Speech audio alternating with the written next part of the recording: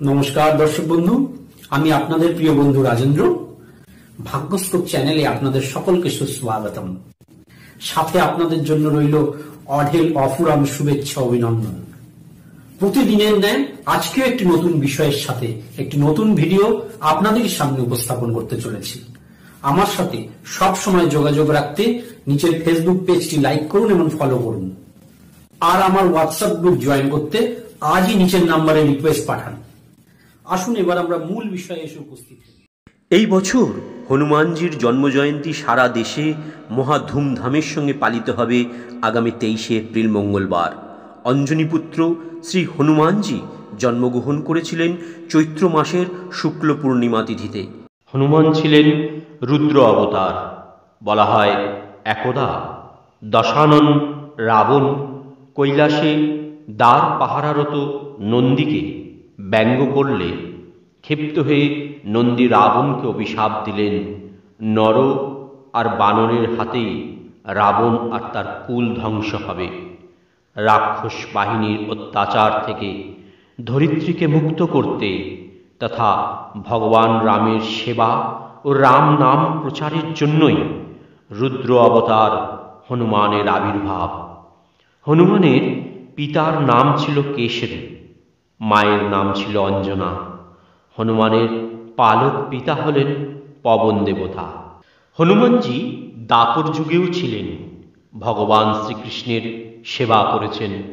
হনুমানজির অনুরোধে শ্রীকৃষ্ণ রামচন্দ্রের রূপ ধারণ করে হনুমানকে একবার দর্শনও দিয়েছিলেন।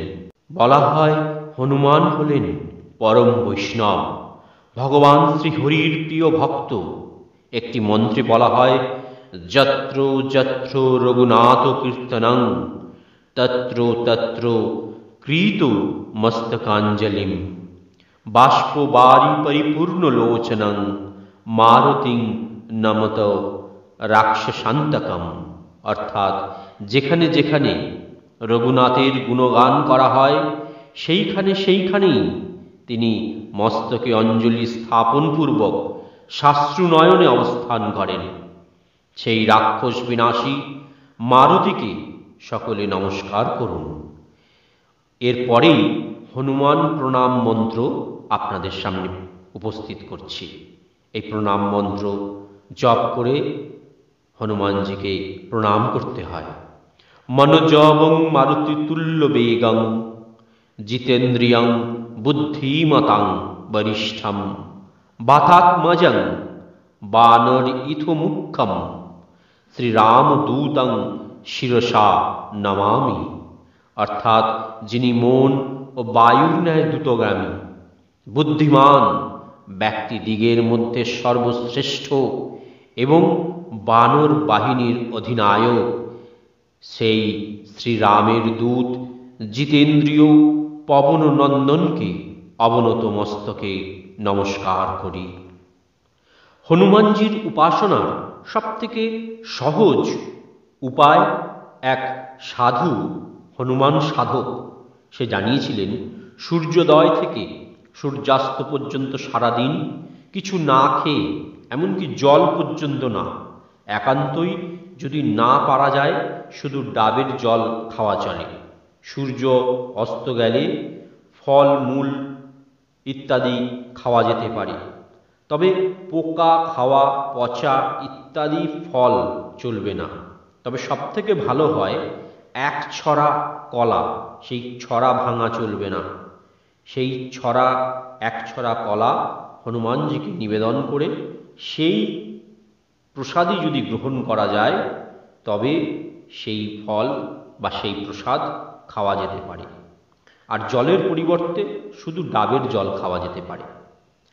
আবারও সেই হনুমান সাধক এটাও বলছেন যে আমরা শুনে আসছি যে মেয়েদের নাকি মহাবীরের মূর্তি বা ফটো স্পর্শ করে প্রণাম করতে নেই।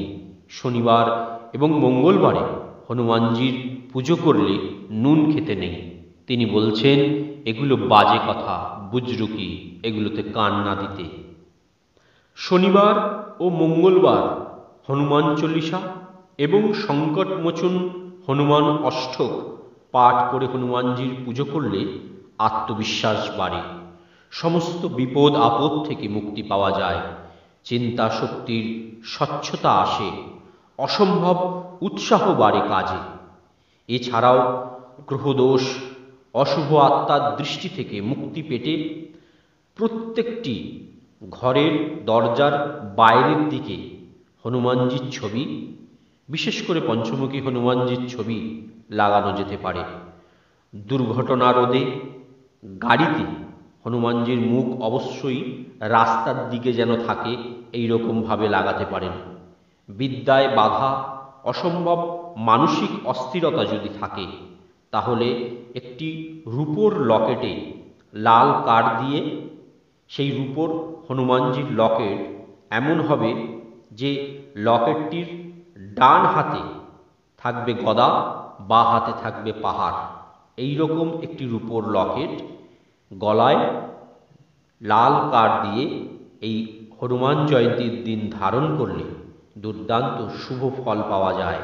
সূর্যদেব ও কাশ্যপ মুনির করুণায় বিভিন্ন শাস্ত্র পাঠ, অগাধ জ্ঞান ও পাণ্ডিত্য লাভ করেছিলেন হনুমানজি। হনুমানজির উপাসনায় বিদ্যা লাভে বাধা দূর হয়, কালক্রমে জ্ঞান লাভ হয়, বিভিন্ন শাস্ত্রে জ্ঞান বৃদ্ধি পায়। শক্তি, বিদ্যা, বিনয়, দক্ষতা, সংস্কৃতি, আনুগত্য, উপস্থিত বুদ্ধি, প্রচেষ্টায় সফলতা, ধর্মে অনুরাগ, ত্যাগ, ভক্তি, অগাধ বিশ্বাস, শরণাগতি, অনুপ্রেরণা, অন্যের মঙ্গল করার জন্য অদম্য ইচ্ছা, অফুরন্ত সাহস, উদারতা, এই সব গুণগুলোই হনুমানজির সহজাত ও রক্তগত গুণ। এই সব সহজে অনায়াসে লাভ করার জন্য হনুমানজি মহাবীরজির শরণাগত হতে হয়। ওনার নিত্য উপাসনায় এই সকল গুণগুলো আপনিও আস্তে আস্তে দেখবেন আয়ত্ত করতে পারবেন। দর্শক বন্ধু, তাই হনুমান উপাসনা হলো সব থেকে উত্তম উপাসনার মধ্যে একটি। ভিডিওটি আমরা এখানেই শেষ করছি। আগামী ভিডিওতে আবার নতুন কোনো বিষয় নিয়ে আপনাদের সামনে উপস্থিত হব। ততক্ষণ পর্যন্ত আপনারা খুব ভালো থাকুন, সুস্থ থাকুন, আনন্দে থাকুন। জয় গুরু।